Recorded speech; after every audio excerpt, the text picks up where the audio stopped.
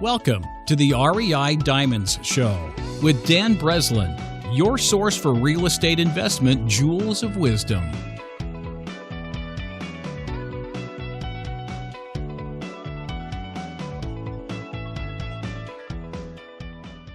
Welcome to the REI Diamond Show. I'm your host, Dan Breslin, and this is episode 134 with Ashley Micciche on creating your business continuity plan long before it's necessary.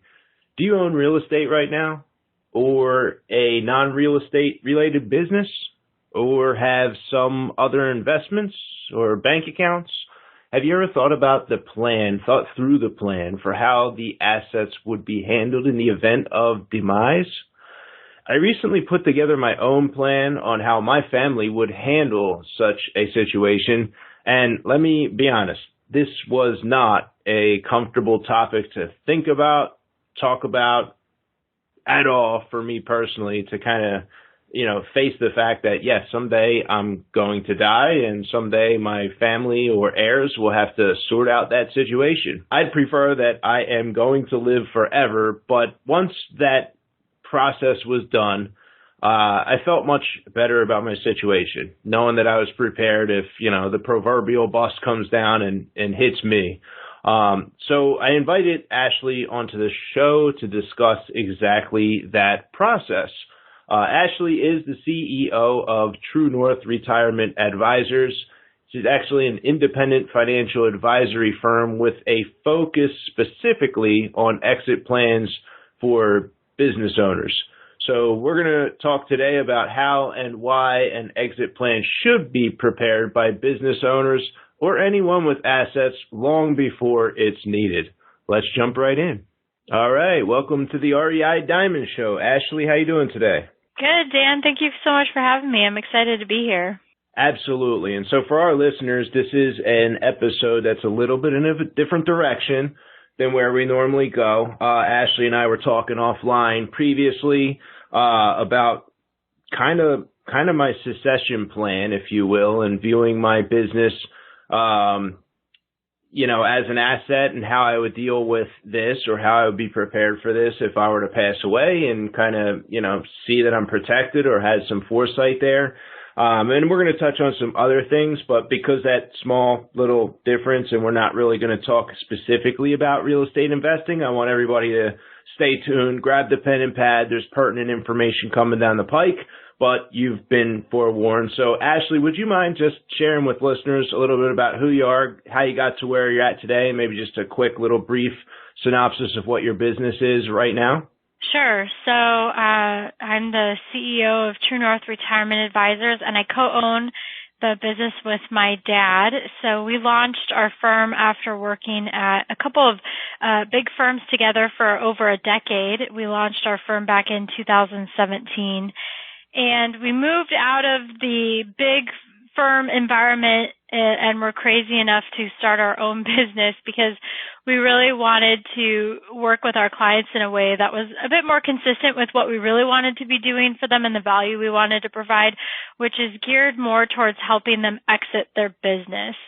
And so more and more over the years, we've kind of accumulated clients who are business owners and found that they have some pretty unique and special needs that go way beyond just timing their Social Security and deciding when they want to retire. So it's a whole other can of worms. And so today what we do is we specialize in creating and implementing exit plans for our clients, helping them make that transition into the next phase of their life. And there's a lot that we do around that, but that's kind of the core that we do. Cool. And so we have a lot of different types of business owners that tune into our show, but our reason for collecting here on the REI Diamond Show is real estate investing. And so a lot of us are going to be strictly ownership of real estate oriented businesses. As an example, I can think of specific examples where, brokers who have agents are tuning in. I know there's a lot of agents who have their fix and flip business and they're collecting rental properties that are tuning in. separate from real estate. I know we have people who have funded my deals and who are kind of more on the passive side of real estate, but also have their own practices as doctors and dentists. And we have other professionals who I don't want to call them spectators of real estate, but real estate is more of like an investment portfolio for them rather than a business. So we kind of have two buckets, Ashley. Right. We have the bucket of like real estate only people like myself for the most part. And then we have like the professionals who probably would have other businesses as well. So that kind of maybe paints the picture of who we have here. What would you say would be maybe the horror story of not planning this session, not even thinking about it until it's too late? I mean, if someone hasn't thought about their business and thought about an exit strategy, an exit plan, I mean, what's the worst that's going to happen? Yeah, I've seen a couple of people. I've seen a handful of cases where it was catastrophic, or business owner would literally just put the key in the lock one last time and walk away with nothing. Now, fortunately for a lot of your listeners who have real estate as part of the portfolio, as part of the business, that's not as likely to happen, which is fortunate. But I had a situation, and actually what was the catalyst for even focusing on this area in our practice was back in 2013. At that point, we had worked with quite a few business owners, but not really focusing on the exit planning piece of it. And at that time, I was mostly doing 401k consulting for our small business owner clients. And I got a call one day because the 50-something-year-old business owner of this manufacturing business that was a client of mine, he died suddenly of a heart attack. And it was a third-generation family business. And I watched from the sidelines over the next couple of years as things slowly deteriorated. So there were employees that had left. Eventually, about 2 years later, they sold for pennies on the dollar to a firm on the complete opposite side of the country, and who very quickly eliminated everybody else who had not already quit. And in the interim, the grieving wife of this husband who had passed away, her husband, she had no experience in business. I think she was a retired school teacher. And she had to come in and run the business, and she did the best job that she could. But it was just a very difficult situation to watch. And a lot of the problems that happened as a result of him dying unexpectedly could have been prevented had they done some more to plan for that catastrophic event. Now, I will say most business owners, they're going to not die suddenly like that. They're going to have a bit more control and a bit more time and a bit more say-so about how and when they exit their business. But planning for that and making sure that you're protecting your family and you're setting up your estate and you're protecting your business, like who's going to manage this? Who's going to run it if you can no longer do it yourself? So those are all important pieces of a good exit plan, regardless of the type of business. So before I share what I'm trying to do, can you maybe just shed some light? If you had stepped in, let's say 3 years before this catastrophe where the wife had to step in and suddenly the husband passes early, and not only is she dealing with having just lost a husband, now she has to take the reins of this runaway train here, this wild horse, and try to figure out what's going on with the business. And, she probably did the best she could do, but had you stepped on the scene in that situation, let's say 3 years earlier, what would the conversation have looked like with the gentleman who passed, in which pieces you would have put together for this type of exit plan? Yeah, I think what really comes to mind is two things, and one of them is very simple and very easy to put together, and that is a business continuity plan.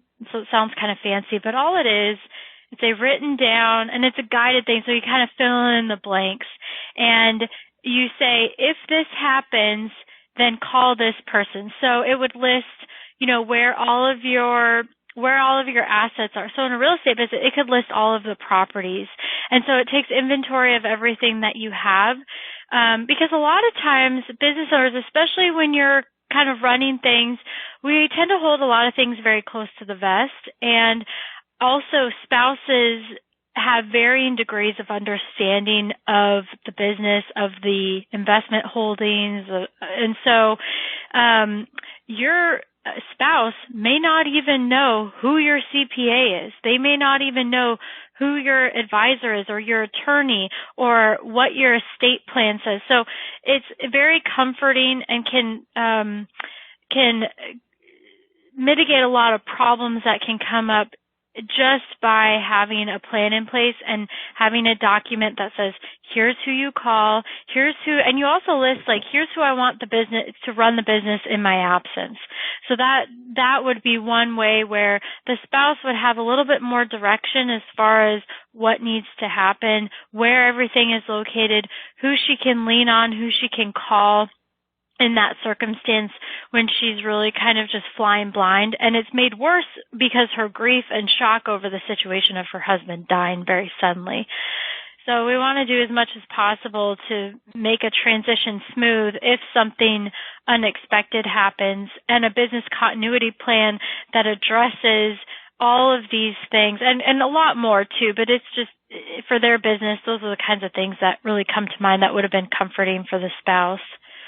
And then the other thing that comes to mind is the insurance piece. So I find that a lot of business owners are underinsured. So if something happens to them, they don't have, they're not going to have a big payday, which would take the pressure off of having to sell the business at, fire sale prices because I need something.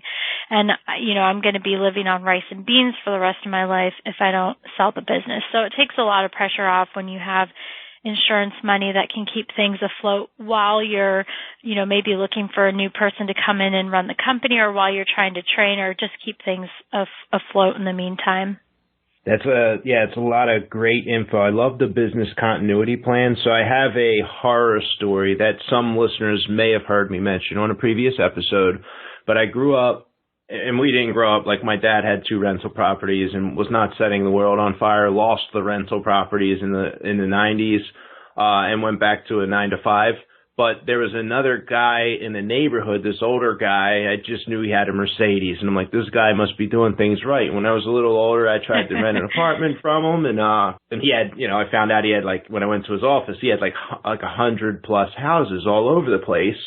And so he became something of a legend before I got into real estate business. And I don't even remember his name is, I'm not going to mention his name just in case somebody were to listen to it later. But what happened was his son had the nickname Silver Spoon. So they'd grown up, dad was successful with the real estate. Money was not an issue for the family while dad was alive. Then I got into the real estate business in 2006, and the dad passed away. And I found through my own knowledge of the business and watched what was going on. And he, all of a sudden, I don't know what percentage, it was something like 40-50% of the houses that his dad owned, he wasn't capable of managing them. He may not even have known his dad owned the properties. He lost them to tax sales. It was like, there was like shrinkage. You would think these real estate hard assets would be very simple, to operate or to sell at the proper market value. But if a family member wasn't really brought up to speed on that, to me, I look at that story and I do exactly what you just said. I sat down, I wrote, just this year, I sat down, I got the Excel spreadsheet, and I put together what you're calling the business continuity plan. And I got, the name of each mortgage lender is in there, whoever the rep is that I deal with at that bank or that mortgage company.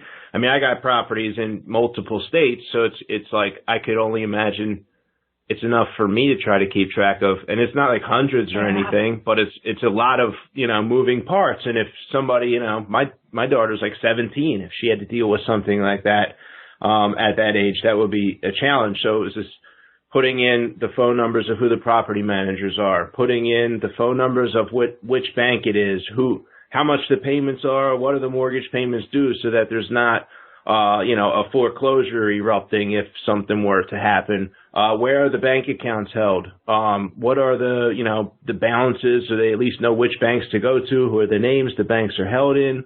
And I also found somebody who would be kind of a quote unquote real estate advisor, which is somebody that I implicitly trust, a business partner, to make sure that those assets were either sold at the proper price and not fire saled, like you described with that business selling for pennies on the dollar, and or managed properly, at least for some period of time until they could sell them at the right price. And then it's funny that you mentioned it, but the insurance policy was something that I added to the mix just in the last year.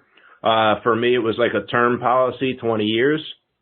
I figure that in 20 years, if I stay on at the trajectory that I am now, I will probably have some other kind of like long-term cash life policy that I would put together between now and then to cover estate taxes. But in the meantime, because I'm in real estate, I feel confident in my ability over the next 20 years to put together a portfolio that has enough proper management, a turnkey plan in place. And, I'm in the process of taking single family houses that I own that go up in value and 1031 exchanging them into like 10 unit buildings and kind of consolidating the portfolio into, larger single properties as opposed to scattered single family houses like that older guy had who passed away and his son lost half of them to tax sales. So I'm doing my best now with this succession plan in mind, to put together the business continuity plan, but not only that, to kind of like, carve the investment strategy, if you will, right from the beginning, early on, right now, to the point where 20, 30, 40 years from now, if and when that occurs, hopefully a length of time longer rather than sooner. But if that does occur, I'm trying my best to set it up from the beginning so that the family doesn't have that nightmare in addition to the grief, the loss, and everything else that would take place. Yeah, that's fantastic, Dan.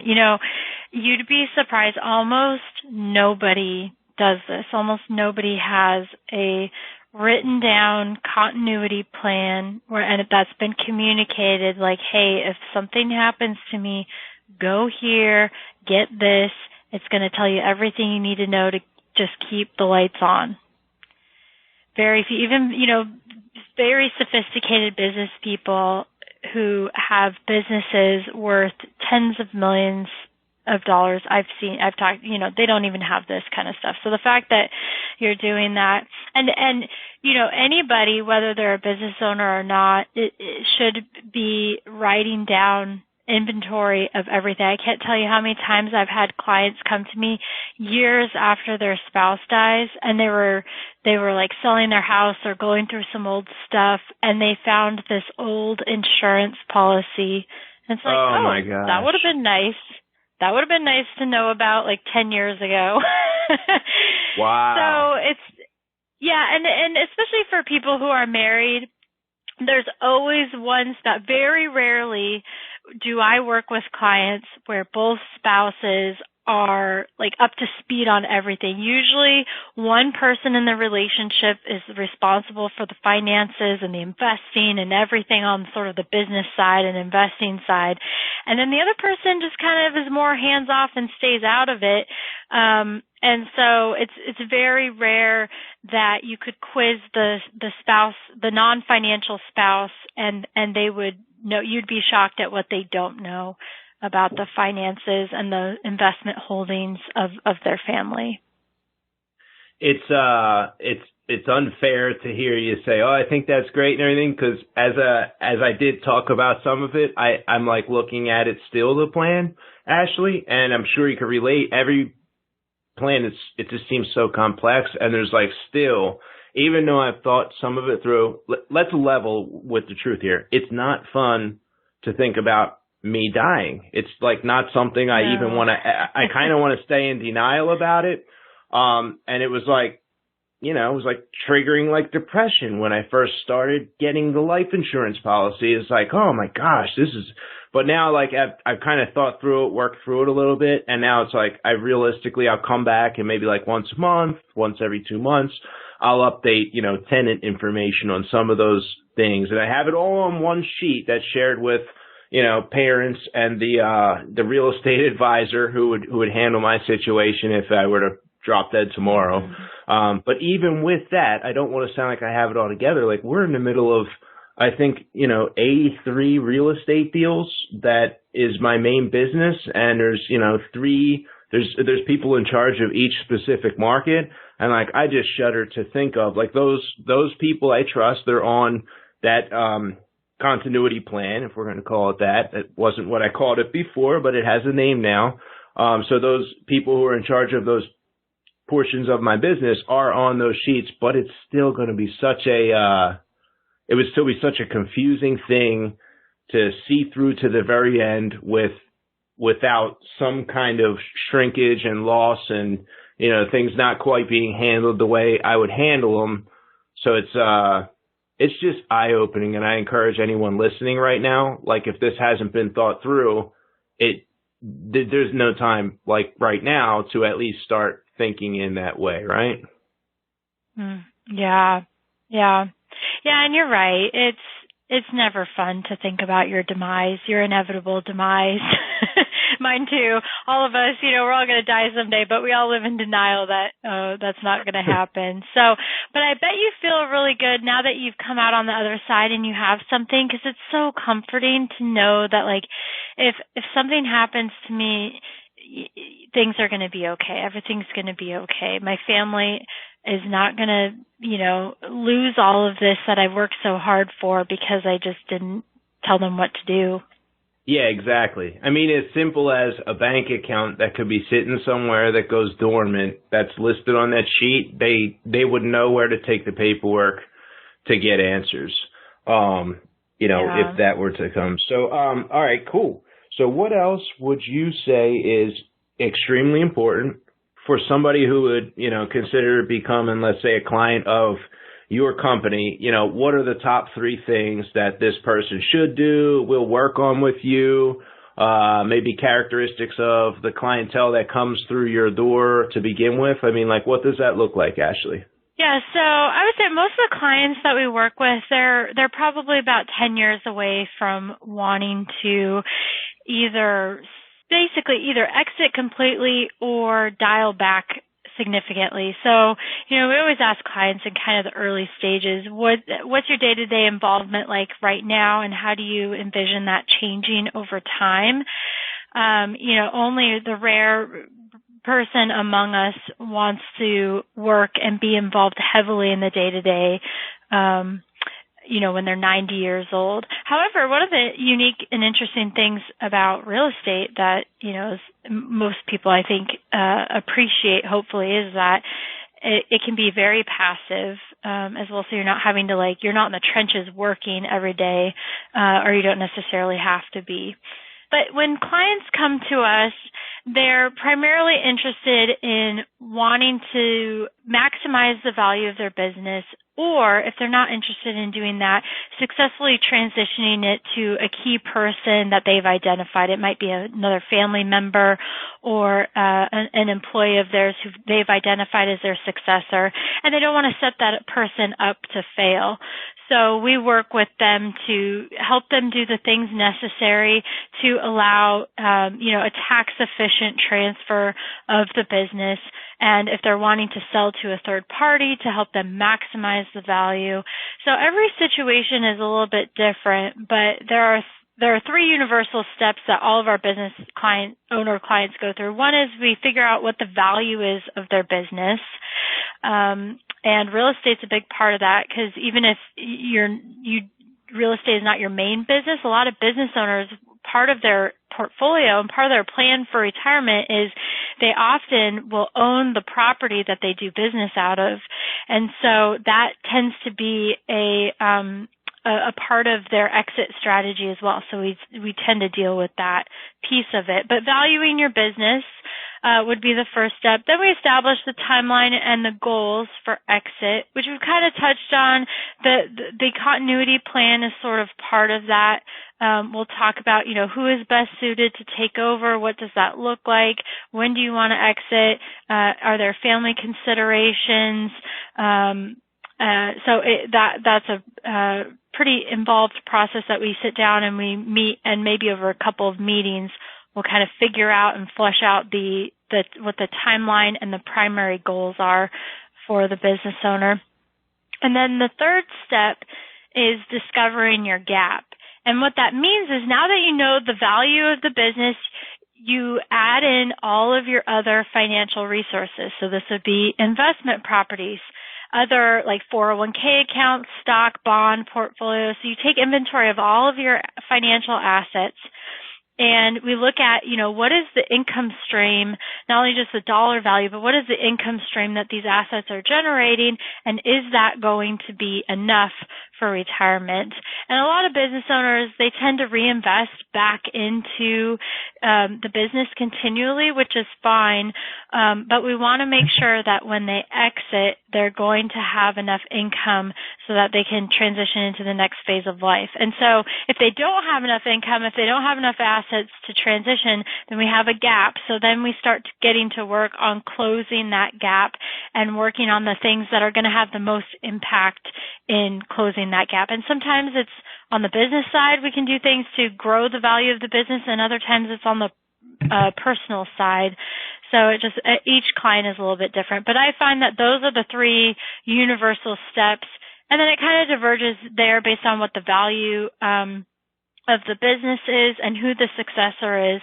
Those are the two drivers that really determine then where we go after that. But those first three steps are pretty universal to all businesses. You brought up a really great point there. A lot of great information there, Ashley. You mentioned the tax-efficient transfer. Do you guys work on tax-efficient transfer of real estate as part of your service? Usually we'll work in tandem with the CPA and let their expertise drive a lot of what we do. So we usually what we're involved there is we're trying to communicate with the business owner client to the CPA what the end goal is, and having some conversations about about minimizing taxes, which is different in every circumstance. So typically, like if you were wanting to transfer a business or real estate or some other asset to a family member, you're going to want to do that at the lowest. In the case of a business, you call it the lowest defensible value. So we're trying to transfer the business at a low value to maximize the tax efficiency of that, so we're not paying so much in taxes when we transfer that business. But so there are ways to do that, and then there are ways to also ensure that even though you're transitioning this business at a low value, that we're getting paid some way if we still have that gap, if we need to get value out of this rather than just sort of gifting it to a child. Do you have an example of maybe how, and you don't have to share like specifics or particulars, but how you guys arrived at, let's say, a lowest defensible value and justified that might be interesting and instructive for somebody who is getting ready to make a similar transfer? Yeah, so a common way that business owners will transition their business value or, their stake in the business to a family member is by gifting stock or gifting ownership of the company. And so one of the ways that you can do that, if the business is worth, let's say if you were to sell it to a third party, maybe it's worth $5 million. But if you can bring in a certified valuation expert, a specialist, a lot of times you can justify a lower value, usually because of marketability or other things. You can justify what's called a lowest defensible value. So you're not transferring and paying taxes or the gifting doesn't become an issue on $5 million. It's a much lower value than that. And there are examples where, it's half or even less of what you could sell it at a third party. So definitely would bring in a valuation specialist, because a lot of times if you're gonna transfer it at X, you just can't pull a number out of the sky and say, oh, well, my business is worth $4 when it's worth $4 million. So, you don't want the IRS to come knocking on your, that's why it's called the lowest defensible value, because you may have to defend what that value is if the IRS comes knocking on your door. And you need a valuation expert who provides a certified valuation for your business in order to do that. But I don't know, I'm not as, on the real estate side is a little bit more outside of my wheelhouse. So I don't know if there's something similar you could do on the real estate side to kind of transfer a property at a very low value and then be able to justify that. Yeah, I don't know the particulars, and I probably should. That was part of my own curiosity when you mentioned it. It's so important. There's something else you mentioned there earlier, and that was, a business owner's tendency to invest in their own business exclusively because it's where they've found, early on, I know for me, it was all of a sudden, it was magical to make the first profit in my own business and see it work. And I know a lot of business owners have felt the same way. It doesn't matter if you're, a plumber and you've gotten the first job as a plumber, or, a real estate investor and you did your first flip, or you're building widgets and the first couple widgets shipped and you got the money back. There's something to be said for wow, I turned, my ideas into a profit. And that was it was really great return on my money, perhaps. It should be, or you didn't continue the business for the last 5, 10, 15, 30, 40 years, going on and growing the business. In my own business, I've been able to invest in very heavily over the last 6, 7, 8 years or so. I mean, I've been in the business for 14 years now, since 2006. It's 13 and a half. And one thing a mentor of mine told me that I'm going to share right now is finding some investments that were outside of the business, just in case the business hit a wall.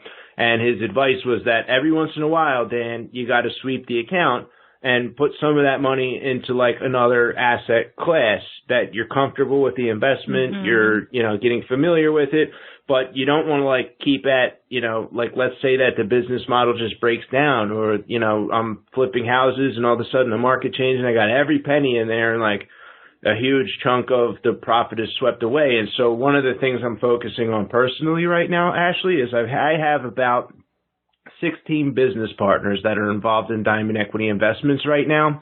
A lot of younger guys in their 20s. And, I am a huge proponent of look, guys, come on. If you had a really good month, a really good quarter, really good year, don't spend all the money on vacations. Let's put the money away to the side. And me personally right now, I'm trying to construct a chunk of our business, sort of like another bolt-on piece, to make the opportunity for the people on my team to invest in other real estate deals that aren't necessarily in the main pipeline of our business, but as a form of, sweeping the account and having the money go to work passively, for us, for them, in, with an eye toward the future, that 30 years out when they've paid them down. And we all know what happens with real estate over the course of time. If it's properly managed, then, you get to that point, like you mentioned, where it's more passive and we're 85, 90 years old, collecting the rents on those properties, as opposed to, if we just kept it all in the business, we would have only the business to sell, and there would be no backup plan in the event that the economic conditions that supported the initial business model change, which they do. I mean, we've seen, Circuit City, and we're watching Sears happen. I mean, these are some great large companies throughout time.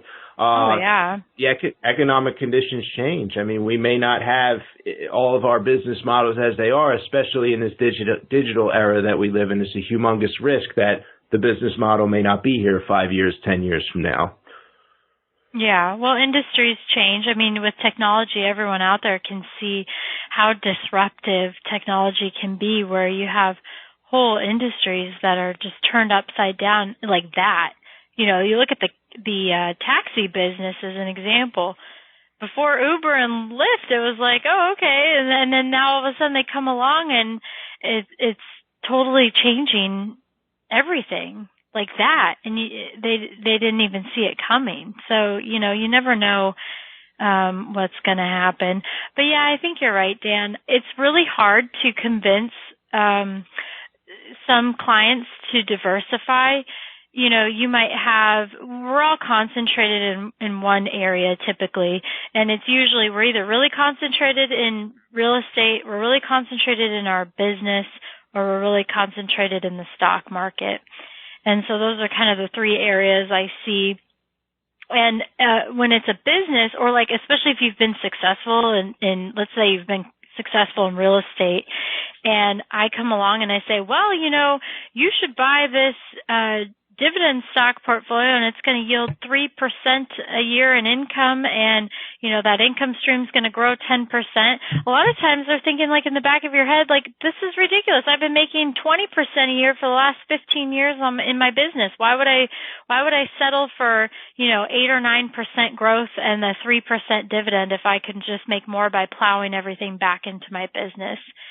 So from a return standpoint, it's a challenging conversation, but I think you hit the nail on the head where they're not all going to be moving in tandem. And in order to protect yourself from financial ruin, you have to have at least some diversification. And I think as a caveat, a little asterisk, if you will, it's, the taxi medallion story that you kind of mentioned, the taxi drivers.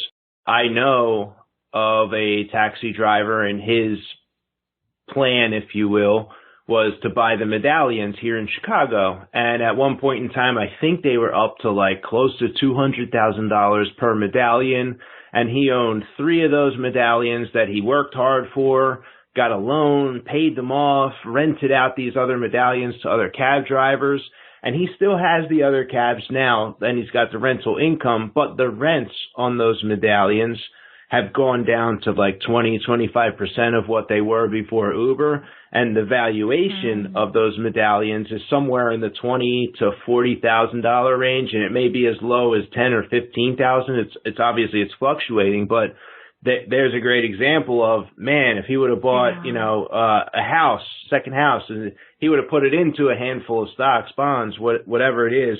So the asterisk I have is, I think it's important earlier on rather than later to pay attention to and be intentional about some other asset classes. So I personally, obviously, am in real estate. The business, I spend a lot of time and invest a lot of my time and capital back into the main business, which is house flipping. And then I was being intentional about putting some money in the stock market, not a humongous amount of money, but enough that I would pay attention and just start to get a feel for how that asset class behaves by having real money in the game. It's a totally different story when you have a little bit of money on the table. And that's helped me to develop a better mindset, a more long-term investor's mindset when it comes to my rental properties that I started to be intentional about buying as well a couple of years ago. Because I'm going to be honest, Ashley, and I know a lot of people listening to the podcast are too. You can flip a house and make $35,000, $40,000, $45,000, sometimes much more than that. And then you can buy a rental property and you have to put, let's say, $35,000 or $45,000 down into the property that you're not going to get back. And it's going to spill off $300 a month for the next however many years until the rents go up and you're paying it down. It's not as exciting as a house flip. Mm-hmm. And I know our audience is saying, yeah, he's right about that. That fat chunk of cash that you get. But the tax efficiencies and the longer term mindset that I've gotten as, let's face it, I'm almost 40 years old now.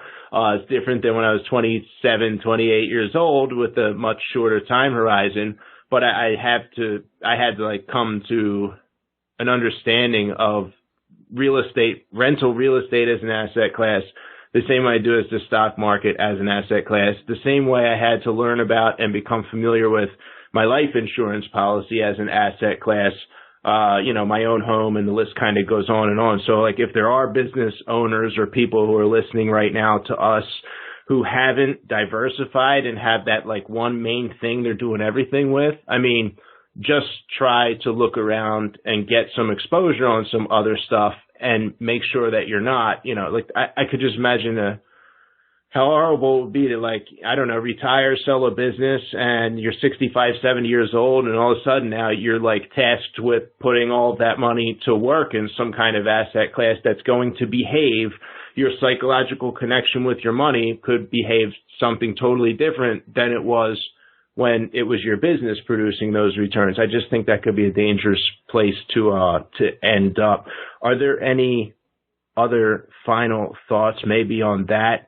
Or words of warning that somebody who maybe hasn't diversified or hasn't put together a business continuity plan, is there anything you would share with that person if they were listening right now, Ashley? Yeah, it's interesting you talk about diversifying early. Most of us don't think about, the long game, but I just met with a client today who has a huge gain in one stock, and we can't really sell it because the tax consequences on selling this one position are going to be insane. So she's sort of stuck in this, and it's sort of the same thing in the real estate or any other asset class that you have, because if you decide you want to sell it and you're not going to just 1031 exchange it into something else, if you're not just going to exchange it into something else, then you're just kind of stuck in this. So it is important to diversify early and think about that early as opposed to much, much later when you decide, maybe I want to get out of this now, or maybe I want to diversify a little bit. If you can kind of have your hands in multiple cookie jars at the same time, it really helps mitigate some negative tax consequences or potentially negative tax issues that could come up later on. Smart. So, Ashley, I guess we normally ask for book recommendations of our guests for people who are like in real estate and experienced or beginning, but I think it would be more pertinent to ask you if you had any, I don't know, book or two that if somebody wanted to go a little bit of a deeper dive on what we talked about today, that you would recommend they take a look at? Yeah, there's a really good book by John Brown. He's the guy who pretty much trained me and hundreds of other people on the exit path. And I wish I could remember. Oh, I got to pull it up on my computer here. I forget the name of the book, but it's a book geared towards business owners on exiting their business, and it's very well done.